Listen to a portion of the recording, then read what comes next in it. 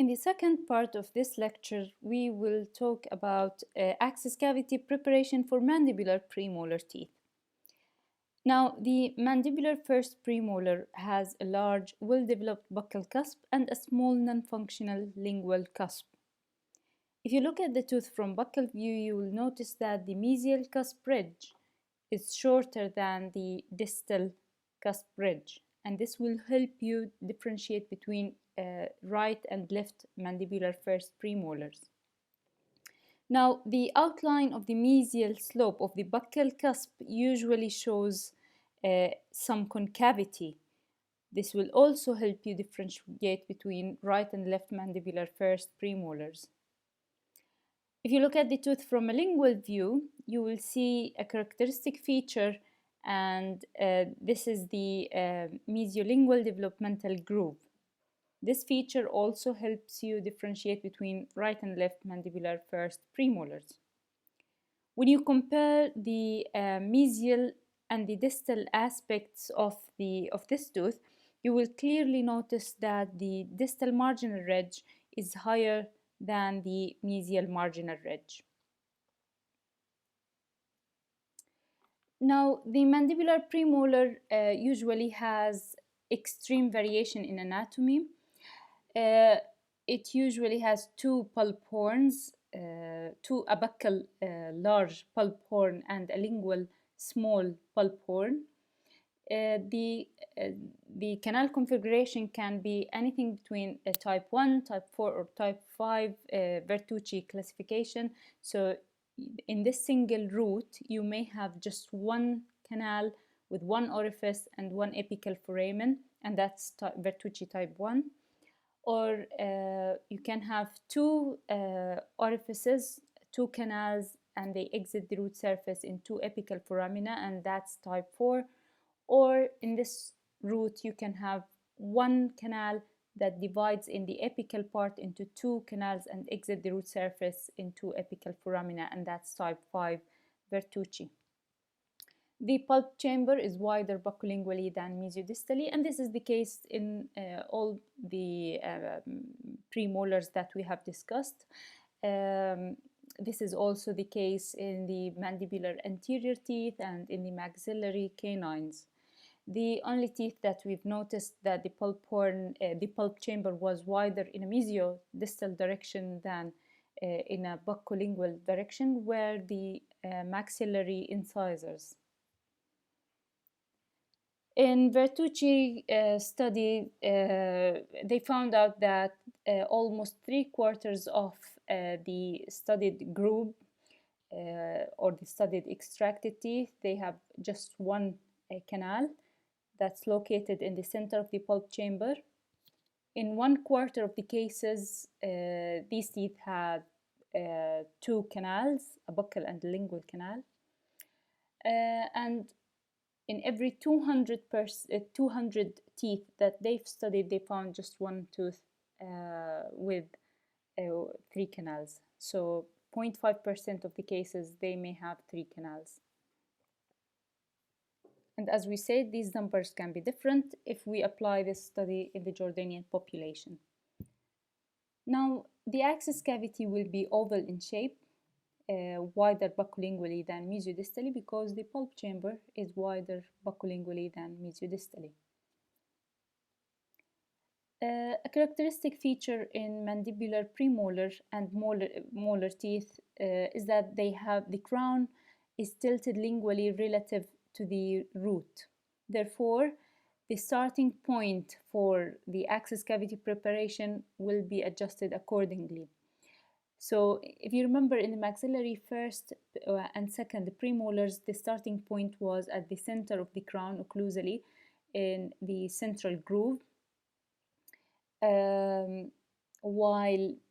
But because the crowns of the mandibular premolars are tilted lingually, if we start our access cavity preparation in the central groove, we may end up with perforation on the lingual side of the tooth, as you can see. Therefore, the location of the burr or the starting point of the access cavity preparation should be adjusted more towards the buccal side.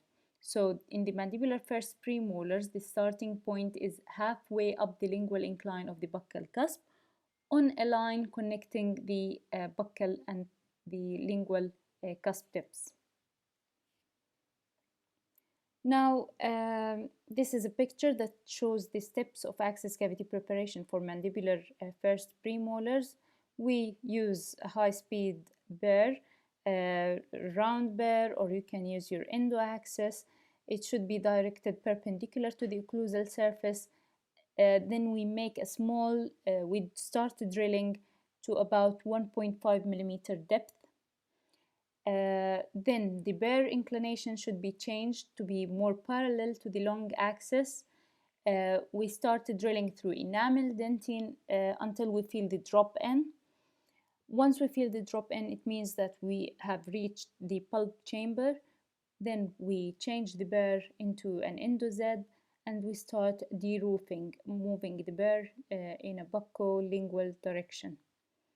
We identify canal orifices using the DG16 or the endodontic explorer, and we remove any cervical dentine bulges if needed with Getz Glidden. And this is what an access cavity in a mandibular first premolar, this is how it should look like. Moving into the mandibular second premolar. The mandibular second premolar is larger than the mandibular first premolar, and this is the opposite to what we have seen in the maxillary premolars, where the maxillary first premolar was larger than the second. This tooth assumes two common forms.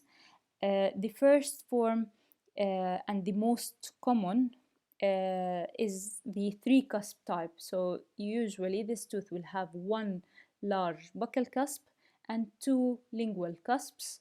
The mesiolingual cusp will be larger than the distolingual cusp.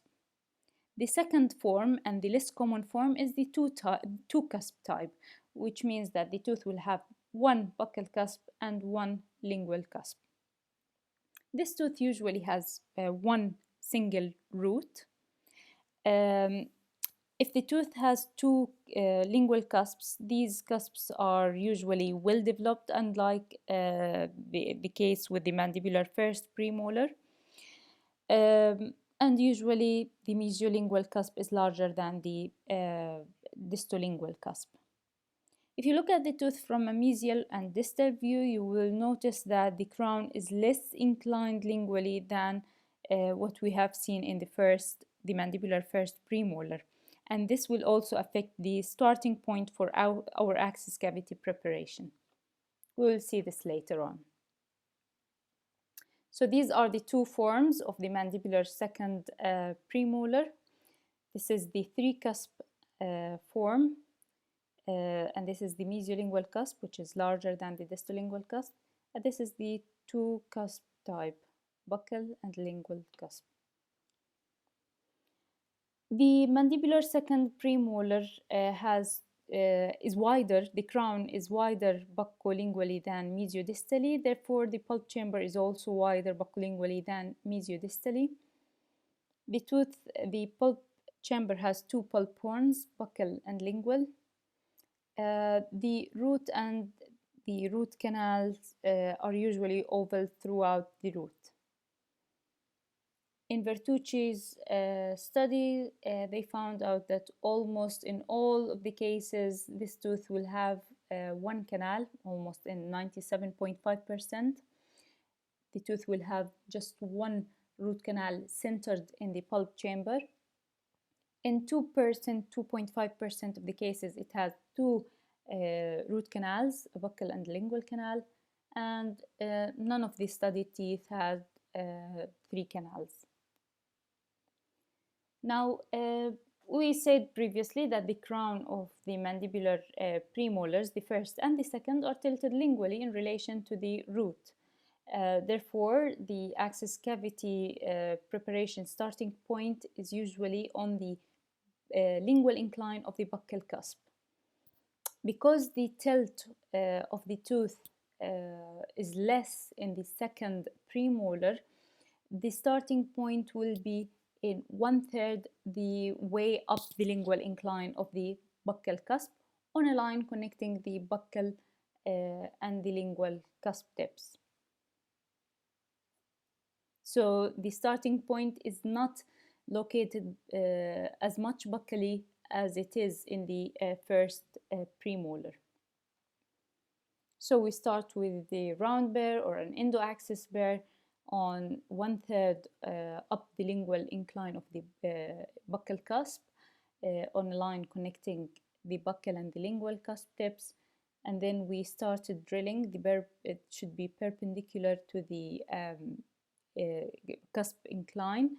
And then we drill about 1.5 millimeter deep. After that, we change the direction of the burr to be more perpendicular to the long axis of the tooth, and then we move our burr deeper through enamel and dentine. Once we feel the drop-in, we change the burr into an endo-Z, then we deroof the pulp chamber by moving the burr in a buccolingual direction, and we identify the root canal orifices using the DG16.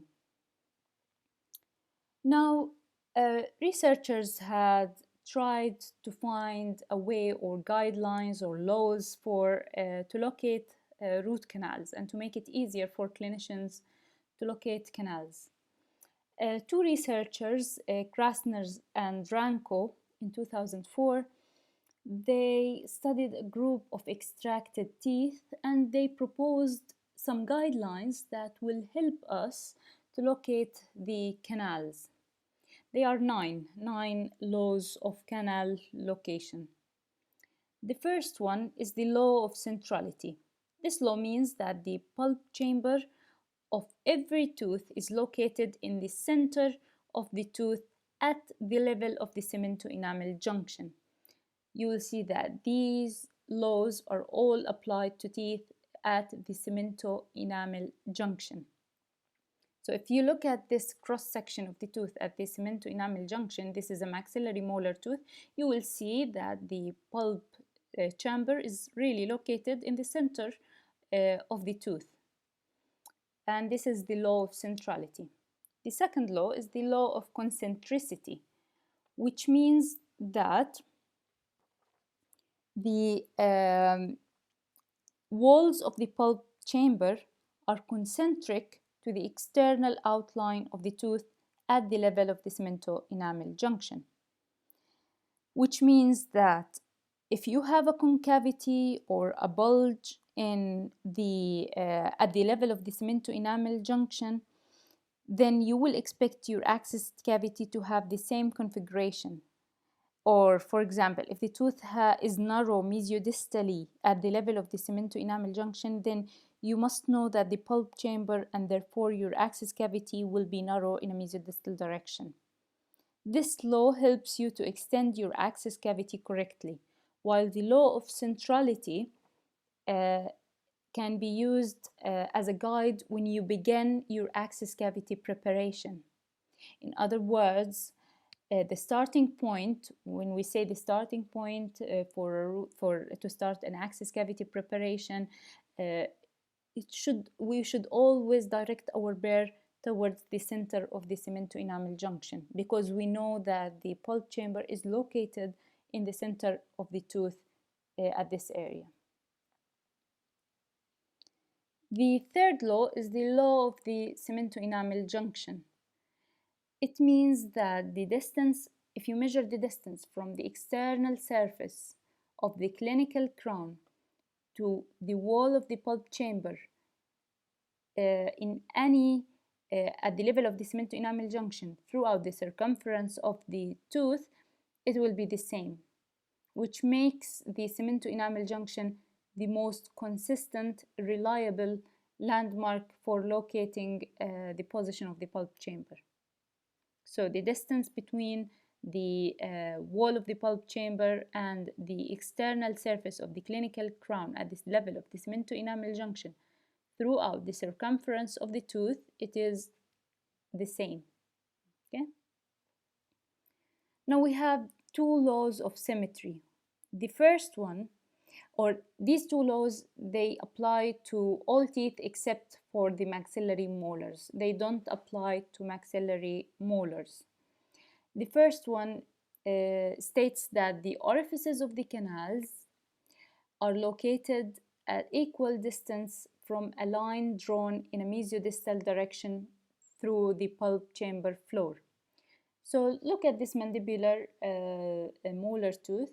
If you draw an imaginary line from the mesial side of the tooth to the distal side, in the middle, in the central groove, you will find that the canal orifices are located around this tooth at equal distances. Okay, so you can see that this mesiobuccal canal is located at an equal distance to the imaginary line as the mesiolingual canal. Okay, this distal single distal canal, it is divided equally by the imaginary line. Now the second law, we said also it does not apply to maxillary molars. It states that the orifices of the canals lie on a line perpendicular to a line drawn in a mesiodistal direction across the center of the floor of the pulp chamber. Again, if you draw an imaginary line in this mandibular molar tooth, if you draw this line at the center of the floor of the pulp chamber from the mesial side to the distal side of the tooth, you will find that the canal orifices are located at right angle to this imaginary line, okay, regardless of the number of canals. But of course, the laws of symmetry, they do not apply to maxillary molars. This is a maxillary molars, and as you can see, the distribution of the canals is not symmetrical at all. If you look at this image, image B, you will see that I can tell that there is a canal that has not been exposed, because if you imagine a line connecting the mesial side to the distal side of the tooth, we should find that the canals are located at equidistance at equal distances from this imaginary line. Here on the distal side, we can only see a distal lingual canal, so therefore we have to look for the fourth canal. While in this case, you can see that the distal canal is centered on the line, okay, and is divided equally by this line. These are clinical cases. The maxillary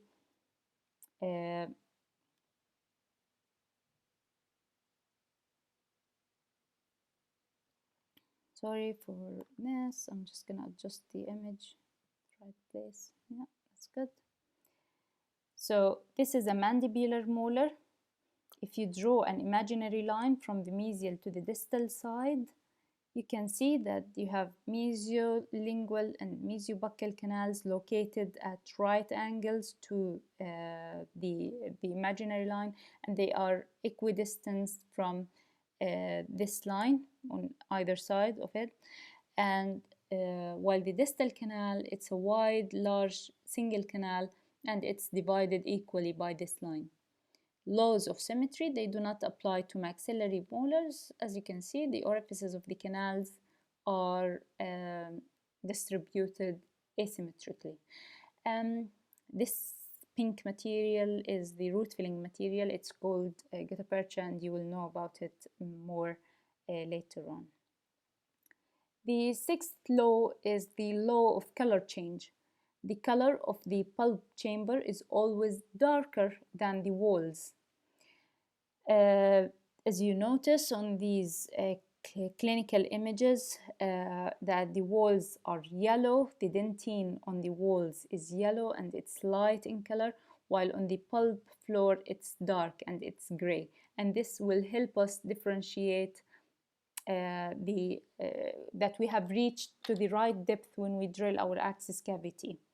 So if you start drilling the axis cavity and you haven't seen the gray dentine on the floor, then you have to drill deeper, okay? We have three laws of orifice location. The first one states that the orifices of the root canals are always located at the junction of the wall and the floor. As you can see, the orifices, the opening of the root canals, are located at the junction between the wall of the pulp chamber and the floor of the pulp chamber. The second one states that the orifices of the root canals are located at the angles or the line angles in the floor wall junction. These laws are almost the same, they mean the same thing. And the third one is that the orifices of the root canals are located at the terminus of the root developmental fusion lines. Can you see these lines? These are called the root developmental fusion lines. They form as a result of the fusion of Hertwig's epithelial root sheath from different roots during tooth formation. So these developmental fusion lines, at the end of each line, you will find a canal orifice. So for example, if you haven't drilled enough in a buccal direction, you won't be able to see the orifice. Then you will follow this line, and this line will guide you to the canal orifice at its end. This is a quick summary of what we have discussed, the 9 laws of canal location proposed by Krasner and Ranko. And that's it for the premolars. In our next lecture, we will discuss root canal anatomy and access cavity preparation for maxillary and mandibular molars.